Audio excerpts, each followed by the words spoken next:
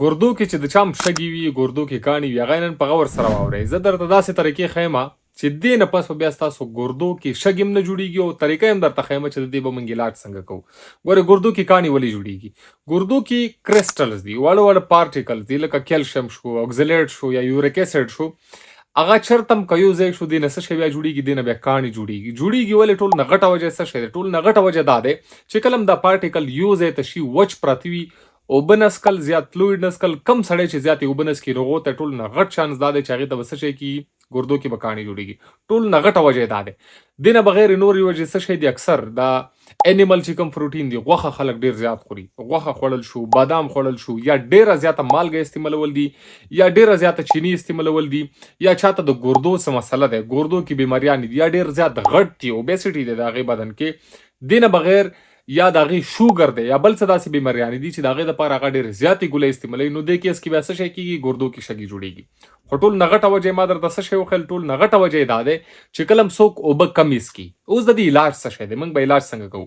ګورې که د چا ګردو کې الریډي شګې شوي وي، کاڼي وي پکې، خو ټول نه ضروري شی دا دی چې کله هم تاسو وړو بولو کې یو کاڼی پاس کړو، نو ضروري خبره دا دی چې هغه غورځوئ ما ځان سره، هغه ځان سره رالی، هغه خامخا د هغه لیبارټرۍ کې چیکینګ کوئ، ټیسټ یې کوئ. اوس داسې مثال در کومه، که ستاسو چېرته فیملی هسټري وي، که ستاسو چېرته هم بادامونه هغه جوړیږي، شګې جوړیږي، نو بیا څه شی کول پکار دي؟ د بادامو انټیک، بادام بیا زیات خوړل نه وي پکار. که چېرته مالګې نه ستاسو جوړیږي نو پکار بیا دا دی چې انسان د مالګې انټیک مالګه کمه استعمالوي، یا چیني نه جوړیږي نو چیني کمه استعمالوي.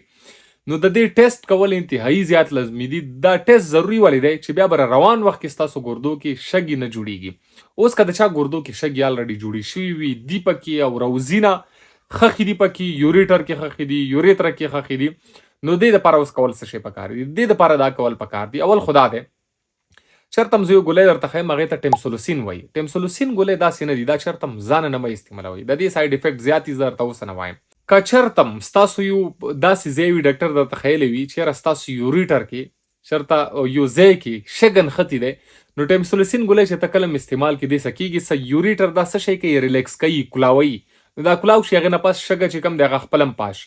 خو که چېرته پاس نه شوه بیا هم دې ته د خفګان کولو هېڅ هم ضرورت نشته. نو بیا به کوي څه شی؟ بیا ډاکټر مشورې سره دې ته شوکینګ ویو، یو شوک مشین و شوک ویو مشین هم ورته ویلی شي، لیتوټریپس هم ورته ویلی شي. دا کوي څه شی؟ دا بهر نه یو شوکینګ ویو اکثر ورکوي، بهر طرف نه، که بهر نه وي دننه طرف نه بیا د یوریټر په ذریعې سره به تاسو ته یو وایر پاس کوي، نو بیا څه شی کوي؟ دې ته یو کرنټ ورکوي، دا به زری شي، دا بیا په خپله هم راوځي. خو ضروري خبره ټول نه دا دی چې زیات نه زیات اوبه څکل پکار وي. ژمي کې اکثر داسې وي چې کاڼي نور هم په زیاتېدو شي ګردو کې، نو ژمي کې خپل د فلویډ چې کوم انټیک دی هغه بالکل برابر ساتئ. څوک چې اوبه زیاتې څکي هغې ته بالکل هم بیا شګې نه کېږي. خو که کله هم شګې بار جوړیږي نو کوشش کوئ چې د شګو خپل ټیسټ کوئ، شګه رلی، د دې لیبارټرۍ کې چیکینګ کوئ چې دا جوړیږي څه شي نه، د دې وجوهات څه شی دي، هغه نه پس بیا انسان نورو کاڼو او شګو نه محفوظه وي.